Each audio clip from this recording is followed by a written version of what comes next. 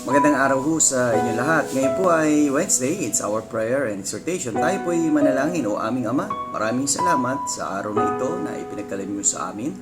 At ang aming panalangin ay inyong pagkalooban ng biyaya ng kaligtasan ng bawat pamilyang Pilipino sa araw na ito sa pangalan ni Jesus. Amen. Well, let's proceed to our strong exhortation from the book of 1 Thessalonians chapter 2 and verse 7. But we were gentle among you, even as a nurse cherisheth her children. Well, sabi nga ni Apostle Paul, kami ay naging mabait sa kalagitnaan ninyo, na talagang kami nagpapakita ng pagtitiyaga at pagmamahal upang makakilala lamang na kayo sa ating Panginoong Jesucristo.